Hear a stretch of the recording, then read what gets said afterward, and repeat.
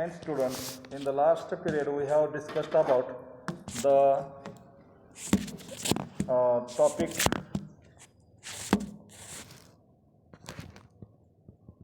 number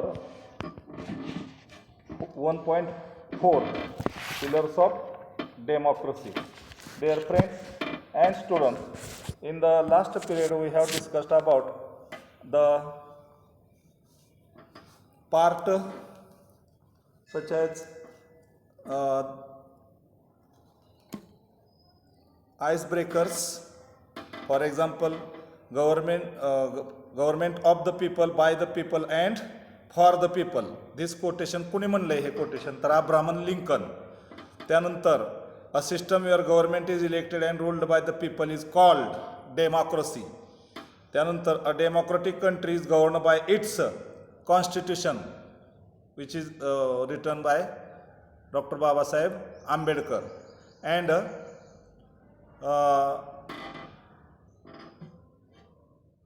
lastly, the trinity of democracy. Trinity, त्रिसूत्री.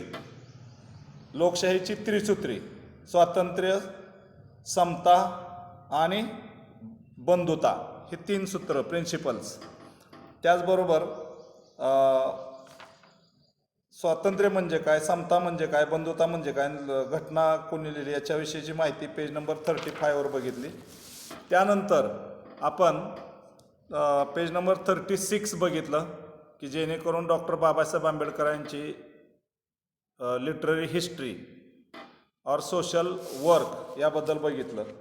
And today we are going to study about the page number 37, last paragraph, और wanting which is needful or lacking. जी गोष्टीची आपल्याकडे कमतरता आहे, अभाव आहे, गरज आहे, ती in is recognition of principle of fraternity. आता पुढचं जे दुसरं तत्व आहे तर प्रिन्सिपल ऑफ फॅटर्निटी म्हणजे बंधुतेचं तत्व, बंधुतेविषयीची तत्व. What does fraternity mean? बंधुता म्हणजे नेमकं काय? Fraternity means sense of common brotherhood. आता तुम्हाला इथं साईटला दिलेलं आहे, fraternity leads to the social stability, explain the statement. तर त्याचं वर्णन करा म्हणलंय. तर बघा, fraternity means a sense of common brotherhood of all Indians. सर्व भारतीयांसाठी एकच बंधुत्वाची भावना म्हणजेच fraternity. If Indians being one people, जर भारतीय सगळी लोक एक झाले, एक असतील, इट इज द प्रिन्सिपल, आणि मग हेच नेमकं तत्व आहे, विच गिव्स युनिटी, की जे एकता.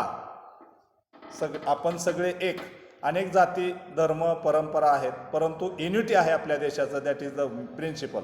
आणि हे पाहिजे, त्याशिवाय खरी स्वातंत्र्य किंवा फॅटर्निटी, बंधुत्व म्हणता येत ना. आपण म्हणतो देश माझा मी देशाचा किंवा असं सगळं, पण यामध्ये आपल्याला जे तत्व दिलेले आहेत ते पाळले पाहिजेत. तर विच गिव्स युनिटी, की ज्याच्यामुळं आपल्याला या तत्वांमुळं काय होतं, फॅटर्निटीमध्ये युनिटी, एकता राहते, आणि सोल्जॅरिटी टू सोशल लाईफ, सामाजिक जीवनामध्ये एक डिव्होशन आपलं राहतं. It is difficult thing to achieve. हे तसं सगळ्या देशात अनेक जाती, धर्म, परंपरा असून सुद्धा हे सोशल लाईफ किंवा अचीव करणं अवघड आहे म्हणलं. It is difficult thing to achieve. समजा मी याच्यावर तुम्हाला म्हणलं की it is a difficult thing to achieve, आणि जर म्हणलं तुम्हाला मेक इट निगेटिव्ह किंवा निगेटिव्ह बनवा, तर काय करता येईल? निगेटिव्ह करताना काय करावं लागतं? तर नकार द्यायचा क्रियापदानंतर, आणि त्यानंतर येणारा जो शब्द आहे डिफिकल्ट, त्याच्या विरुद्ध शब्द द्यायचा. डिफिकल्टच्या विरुद्ध काय मग? इझी. म्हणजेच काय होईल negative? It is not a easy thing to achieve. Okay. How difficult it is. आता समजा हाऊ डिफिकल्ट इट इज हे म्हणलंय, एक्सक्लेमेटरी सेंटेन्स आहे, आणि जर त्याला आपण मेक इट ॲसर्टिव्ह म्हणलं तर ॲसर्टिव्ह करताना काय करावं लागतो, कर्ता क्रियापद SVO ऑर्डर थोडक्यात आणायची, म्हणजेच कर्ता क्रियापद कर्म अशी रचना. हाऊ डिफिकल्ट इट इज, तर हाऊच्या ऐवजी व्हेरी, मग असं म्हणावं लागेल ॲसर्टिव्ह करताना इट इज व्हेरी डिफिकल्ट, झालं ॲसर्टिव्ह. तर हाऊ डिफिकल्ट इट इज हे किती अवघड काम आहे. Can be realise from story related by James Byers in his volume on American Commonwealth about United States of America. तर जे इथलं एक उदाहरण दिलं आहे जेम्स बायर यांचं की अमेरिकन कॉमनवेल्थ आणि युनायटेड स्टेट ऑफ अमेरिका ह्याचं उदाहरण दिलेलं आहे त्यांनी. द स्टोरी इज, त्यातली कथा अशी आहे, I propose to recount it in the words of Bryce himself that. तो म्हणतोय की आपण स्वतःला रिकाउंट केलं पाहिजे, मोजमाप स्वतःपासून केलं पाहिजे आणि मग इतरात बदल होतात असं त्यांना म्हणायचंय. सम इयर्स ॲगो, काही वर्षापूर्वी, American Protestant Episcopal Church was occupied at its triennial convention. तर ट्रिनिनल म्हणजे काय, शब्दाचा अर्थ बघा तिथं की ट्रिनिनल म्हणजेच ट्रिनिनलचा अर्थ 300 आणि कन्व्हेन्शन्स म्हणजे किंवा इन रिवायजिंग, तर 300वा वर्धापन दिन असा अर्थ म्हणलंय. तर इन रिवायजिंग इट्स लिटर्जी. आता लिटर्जीचा अर्थ बघा सार्वजनिक प्रार्थना, recites prescribed for public worship. It was thought desirable to introduce among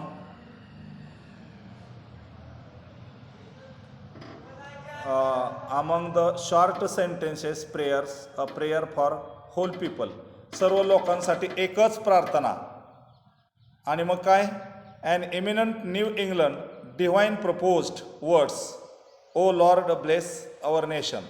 आणि मग सगळ्यांनी डिव्हाइन चा अर्थ उपदेशक तिथले जे आहेत ते त्याने एक प्रार्थना केली, ओ लॉर्ड ब्लेस आवर नेशन, आमच्या देशाला देशासाठी तुझा आशीर्वाद असू देत, असं देशाच्या कल्याणासाठी आशीर्वाद असू देत अशी प्रार्थना त्याने केली. The sentence was brought up next day for reconsideration. या वाक्यावर पुन्हा त्या अमेरिकेमध्ये दुसऱ्याच दिवशी लगेच तर्क लावायला सुरुवात केली.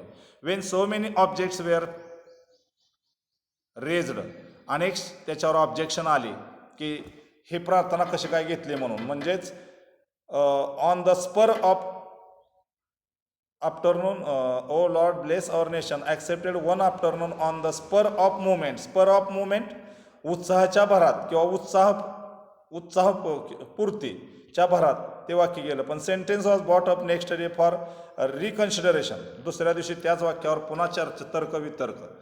And when so many objections were raised by the laity to the word nation as importing to.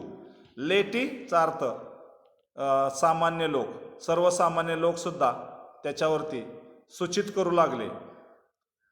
Importing म्हणजे सुचविणे किंवा सूचित करणे. काय, रेकग्निशन ऑफ नॅशनल युनिटी, राष्ट्रीय एकता याबद्दल बोलले. दॅट वॉज ड्रॉप्ड, ते बाजूला ठेवलं.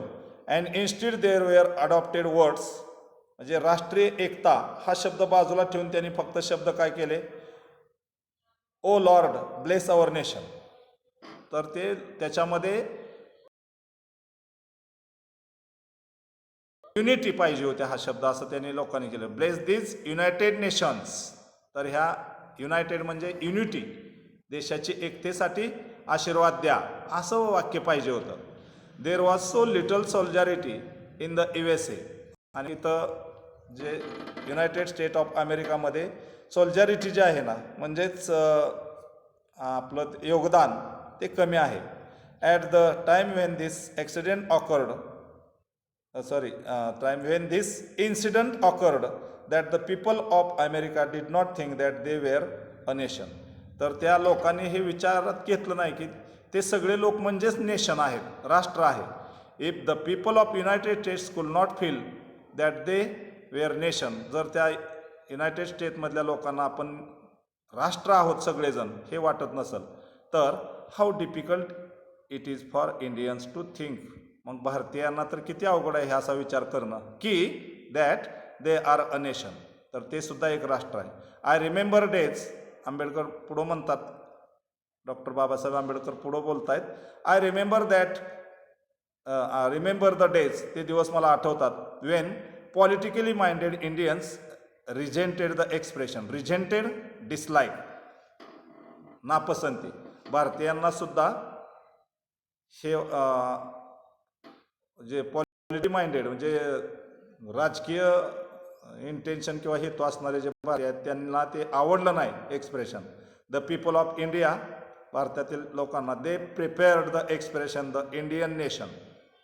त्यांनी एक वाक्य तयार केलं, असं सांगितलं की इंडियन नेशन, भारतीय राष्ट्र, असं म्हणजे नुसतं राष्ट्र नाही तर Indian nation. I am of opinion that is in being that we are nation, आपण आहोत. We are cherishing a great delusion, delusion भ्रम किंवा गैरसमज, आपल्या मनामध्ये एक भ्रम किंवा गैरसमज झालेला आहे. How can people divided into several thousands of caste be nation. तास चालू आहे ना. We are cherishing a great delusion, एक लोकांमध्ये भ्रम आहे, गैरसमज आहे.